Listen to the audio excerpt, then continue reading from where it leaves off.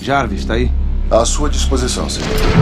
O filme do Homem de Ferro marcou o início do universo cinematográfico da Marvel e ao mesmo tempo consagrou como o super-herói mais famoso do mundo, por ser um personagem carismático e divertido, e que também é um gênio, bilionário, playboy, filantropo.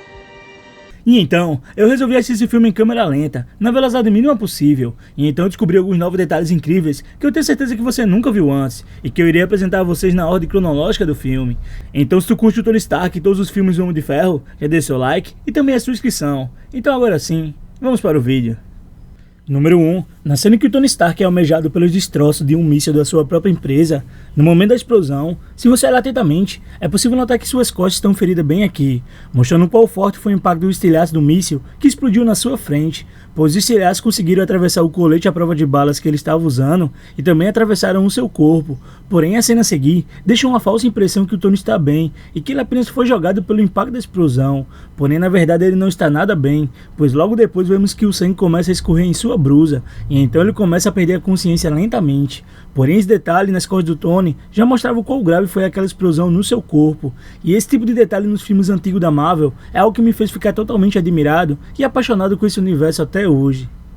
Número 2. Na cena a seguir, quando vemos algumas imagens sobre a história do passado do Tony e do seu pai, o Howard Stark, no evento sobre as indústrias Stark, nesse momento, vemos uma notícia do jornal falando sobre a morte do pai e da mãe do Tony, que aconteceu na noite de 16 de dezembro de 1991. E a notícia saiu no jornal da manhã seguinte, que é o dia 17 de dezembro de 1991, onde vemos a data bem aqui. Porém, na imagem a seguir, vemos uma foto do Obadiah e do Howard quando eram mais jovens, e nisso podemos ver um cartaz da Força Aérea Americana com a data de 1997. E isso não faz o menor sentido, pois o pai do Tony morreu em 16 de dezembro de 1991, e não em 1997. E uma prova dessa data acontece em Capitão América Guerra Civil, onde na cena em que o Tony vê as filmagens da morte dos seus pais no monitor, é possível ver que a data realmente é 16 de dezembro de 1991, confirmando assim que ali realmente foi um pequeno grande erro, sendo esse o primeiro erro no primeiro filme do universo cinematográfico da Marvel. Número 3. Após o Tony Stark testar os mísseis Jericho em uma demonstração no Afeganistão, nesse momento, vemos que o Obadiah Stane liga para o Tony para saber como foi a sua apresentação. E a razão para isso acontecer é que o Obadiah queria saber o porquê do Tony ainda estar vivo naquela hora, pois nesse momento, o Obadiah pensava que o Tony já havia sido morto, e por isso ele ligou para saber se seu plano havia dado certo ou não. E a razão para o Tony ter atrasado é que ele estava reparando um carro do seu pai na sua oficina. E então vemos que a Pepper Potts avisa ele que ele está atrasado para a sua viagem. E então, quando ele chega no aeroporto, o Rhodes diz: 3 horas, cara. Você me deixou plantado aqui te esperando. Agora 3 quem horas. tá atrasado é você. E por isso, o Obadiah liga para o Tony nesse momento, pois naquela hora, o seu plano já deveria ter sido executado. Número 4. Nessa cena, vemos que o Tony Stark e o Yancey estão jogando xadrez. E então vemos que o Tony pergunta: E tem família? Tenho. E então, o Yancey responde: E eu vou vê-la quando eu sair daqui. Então na cena a seguir, em que o Tony Stark consegue deter todos os terroristas na caverna em que eles estavam, nesse momento, vemos que o Yancey está ferido, caído no chão. Então o Tony diz: Anda. Nós temos que ir. Por favor, Stark. Anda logo, nós temos um plano, temos que sair daqui. E então, o Yancey responde: Esse sempre foi o plano, Stark. Levanta logo, você vai ver sua família. Minha família está morta. Eu vou vê-la agora, Stark. E o Yancey sabia que o Tony não tinha família. Na verdade, o Yancey sabia exatamente tudo da vida do Tony Stark, pois desde o encontro do Tony com ele em 1999, em Homem de Ferro 3, o Yancey já sabia que o Tony não tinha família.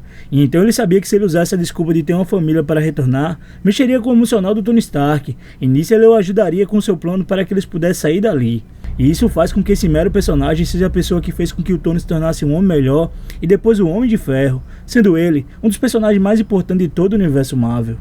Número 5. Na cena em que o Tony vai testar o voo da Mark II pela primeira vez, no momento em que ele sai de sua garagem, por um breve segundo é possível ver que ele bateu na parede bem aqui. Porém, se você olhar atentamente, verá que o Jarvis mostrou para ele que ele iria bater naquele local mesmo antes dele bater. E esse tipo de detalhe é incrível, pois mesmo sendo algo que as pessoas não notariam, os editores de efeitos especiais fizeram questão de colocar mesmo assim. Número 6. Na cena a seguir, quando o Tony está na sua garagem fazendo os reajustes na sua armadura, nesse momento, vemos que ele pede ao Jarvis que reconfigure a sua armadura com liga de ouro e de titânio. Então nesse momento, se você olhar atentamente, verá que a transcrição do seu áudio no monitor atrás dele aparece um pouco antes dele falar. Observe a cena a seguir. Conecte ao cisco, reconfigure os metais do casco, use liga de titânio e ouro do satélite tático Serafim. Isso. Porém, um atraso na sincronização labial acontece de forma tão rápida que mal conseguimos notar, e esse é um dos pouquíssimos erros nesse filme. Número 7. Quando Tony vai testar sua luva de propulsão pela primeira vez, nesse momento, é possível ver que a rajada de energia vem diretamente do reator ARC que está em seu peito, e não da sua luva propulsora como muitos pensavam, e esse é um detalhe bastante curioso sobre o funcionamento da sua armadura. Número 8. Na cena em que o Tony é abatido por um tanque de guerra da base dos 10 Anéis em Gumira, no momento em que ele se levanta da cratera, o movimento que ele faz para desviar do tiro disparado pelo tanque de guerra dos 10 Anéis é o mesmo movimento que o Hulk do Eric Bana faz no filme do Hulk de 2003, na cena da perseguição do deserto. Número 9. No momento em que o Tony vai visitar o Coronel Rhodes na base da Força Aérea Militar, nesse momento é possível ver 2 caças modelo F-22, e esses são os mesmos caças que irão perseguir o Tony mais tarde na cena em que o Tony ataca a base de Gumira. E isso é um belo detalhe de continuidade nesse filme e faz com que ele seja um dos melhores filmes de super-heróis solo de todos os tempos.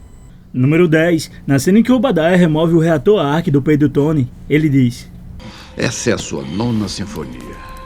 E no mundo da música clássica, tem uma superstição em que os compositores morrem após escreverem sua 9ª sinfonia. Então Obadiah deu a entender que o reator ARC seria a última criação do Tony antes dele morrer.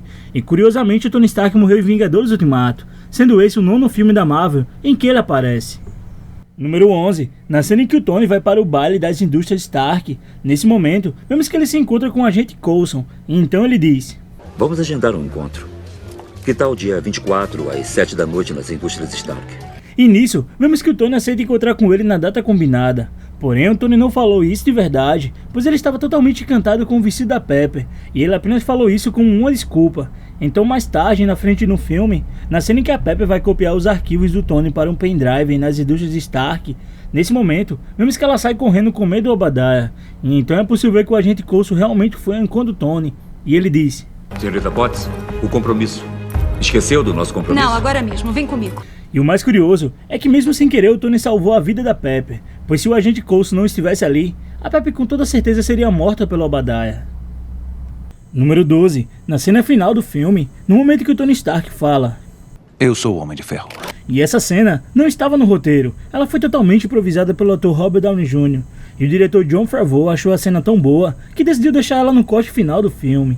E ainda nessa cena, quando o Tony Stark diz que é o Homem de Ferro, é possível ver que a repórter Christine é a única que continua sentada e não esboça nenhuma reação de espanto, mostrando em pequenos detalhes que ela já sabia que o Tony era o Homem de Ferro.